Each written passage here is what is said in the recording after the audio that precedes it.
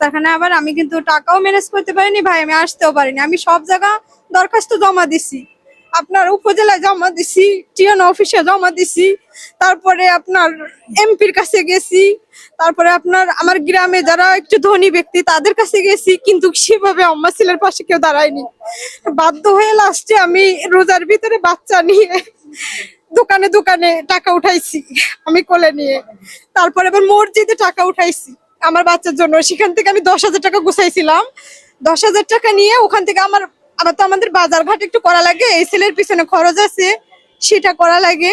কিন্তু দেখা যাচ্ছে যে 5,000 টাকা নিয়ে আমি বলছি ছেলে নিয়ে আর আমি বসে থাকবো না, কারণ আমার ছেলে একটা রাতও ঘুমায় না, একটা রাতও ঘুমায় না। আমার ছেলের এই পায়ে প্রচুর যন্ত্রণা, এ পাও যন্ত্রণা করে, মানে এই পাটা দিয়ে তো হাঁটতে পারে না, বসেই তো থাকে সারাক্ষণ, বসে শুয়ে থাকে, এই পাটা যন্ত্রণা করে। এবার সারা রাত আম্মু বলে আম্মু পা ডালো, আম্মু পা ডালো। তো আমি এগুলো দেখে মানে সবাই বলতেছে তুই কিছু একটা কর। আমার আম্মাই বেশি করে যে তুই কিছু কর।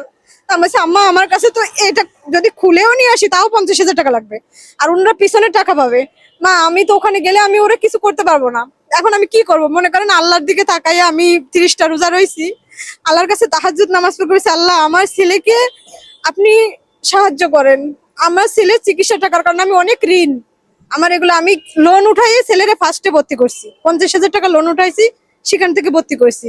এখন সেভাবে বলেন সেই থেকে আমি ছেলের আব্বু সেরকম গুরুত্ব দেয় না, মানে ট্রিটমেন্টের কারো কোনো গুরুত্ব নাই। তো চিন্তা করলাম যে আমি যখন টাকা ম্যানেজ করতে পারলাম না, আমি ঢাকায় যাই, যা হবে একটা কিছু হবে। আমি সেখান থেকে মনে করেন এই ঢাকায় আসি, এবং আমি আজকে ওরা নিয়ে হসপিটালে যাব, ডাক্তার কি বলে তাই আর কি, মানে শোনার জন্য যে এখন ভর্তি করবে না এখন খুলবে না এখন কি অবস্থা আছে, যেহেতু আমি তো এই 2-3 মাস যেতে পারি না ডাক্তার। আচ্ছা, আপনার দেশের বাড়ি কোথায়? বাগেরহাট, খুলনা বাগেরহাটে। জি। আচ্ছা, এই বাবুটার মানে এই সমস্যাটা কিভাবে হয়েছে? সমস্যাটা আসলে আঘাতে হয়েছে, ডাক্তারে যেটা বলছে যে আঘাতে ওর এই পাটা আমার পেটের ভিতরে ভেঙে আসছিল, ও পাটা ঘুরাতে পারেনি, ওইখান থেকে হাড় আর এক জায়গা থেকে আর কি ইয়ে গেছে।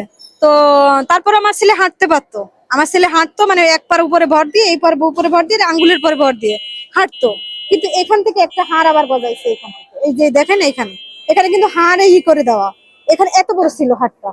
পরে ওইটা মানে ছবিতে দেখা যায়, ছবিতে আছে ওইটা। পরে পিজিতে দেখাইছি, পঙ্গুতে দেখাইছি, পঙ্গুতে বলছে আপনার ছেলের পা কেটে ফেলতে হবে। আমি বলছি না, আমার পা ছেলের যেহেতু সবল আছে, শক্তি আছে, আমি পা কাটবো না। আর পিজিতে দেখাইছি, পিজিতে দেখানোর পরে ওনারা বললো আপনার ছেলের বয়স যখন 10 বছর হবে তখন আপনি অপারেশনে নিয়ে আসেন। তা আমি বলছি আমার ছেলে তো এখনই সমস্যা, মানে ওই হাড় গজানোর পরে মোটেও হাঁটতে পারে না, যাও হাঁটতে পারতো এখন তো শুধু বসেই থাকে, এখন বসেই থাকে। আমি বলছি আল্লাহ বসেই থাকে, ও তো হাঁটতেই পারতেছে না, তাহলে কি করব? আমি মনে করেন এই খুঁজে খুঁজে অনলাইনে খুঁজতে খুঁজতে এই ডাক্তার ঠিকানা পাইছি। আচ্ছা, আপনি এখন দেশবাসীর কাছে কি চাচ্ছেন? আমার দেশবাসীর কাছে চাওয়া একটাই, আমার ওমর সামির আমার একটা ঘরও নেই, আমার আধা কাটা জায়গাও নেই, আমার মা মানে আমাদের থাকার মতো কোনো স্থান নেই গ্রামের বাড়িতে। আর অনেক আগে একটা ডিবিসি চ্যানেল থেকে একটা নিউজ করছিল, ওই নিউজটা অবশ্যই আমার ঘর বাড়ি দেওয়া আছে, কি অবস্থা, জায়গা জমি নেই। এখন আমার ছেলে সুস্থ হোক, ওর অনেক আশা যে ও বড় হয়ে মাদ্রাসায় পড়বে, আবু রাহানের মাদ্রাসায় পড়বে, এবং আমারও ইচ্ছা আমার ছেলে আলেম হোক, আমার ছেলে হাফেজ হোক, 30 পাড়ার হাফেজ হোক। আমার ইচ্ছা আমার ছেলে এই পা দিয়ে হাইটে মাদ্রাসায় যাক, কারণ ওরা যদি ও নিজেরটাই যদি না করতে পারে ও কিভাবে নিজের নেবে। এখন আমার দেশবাসীর কাছে চাওয়া আমার ছেলের জন্য সবাই দোয়া করুক, আর সবাই সামর্থ্য অনুযায়ী আমার ছেলেকে একটু একটু করে যদি সহযোগিতা করে তাহলে ইনশাল্লাহ আমার ছেলের অপারেশন গুলো সম্পূর্ণ হবে। আচ্ছা, আপনার কি কোনো বিকাশ নাম্বার আছে? হ্যাঁ, আমার একটা বিকাশ নাম্বার আছে, 01742383638।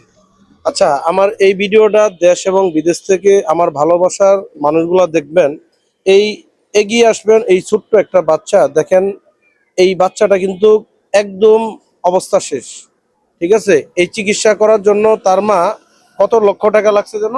6 লাখ টাকা গেছে এই পর্যন্ত, তার ভিতরে ওনরা আমার কাছে 2,45,000 টাকা পাবে, সব কাগজপাতি আমার কাছে আছে, ডিউ লিখে দিছে, ডিউ আছে আমার, 2,45,000 টাকা পাবে। আচ্ছা, আজকে আমি তো আসছিলাম এক জায়গায়, বুঝছেন, আমার কাছে টাকা নাই। এখানে দেখেন তো কত টাকা আছে।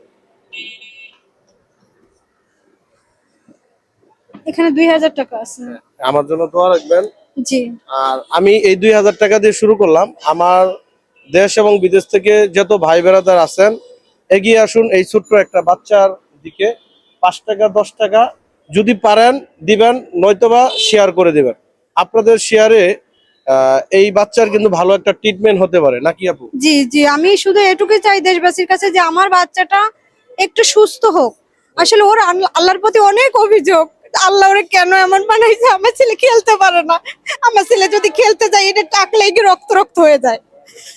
সবাই দৌড়ে যায়, আমার বাচ্চা দৌড়াতে পারে না। আমার ছেলের অনেক অভিযোগ আল্লাহর প্রতি, আল্লাহ কেন তার এমন হয়েছে। আমি আল্লাহ বলছি, আল্লাহ আমার ছেলেকে তুমি এরকম বানাইছো, অবশ্যই সে ভালো কিছু একটা মন্দ বুঝেই বানাইছে।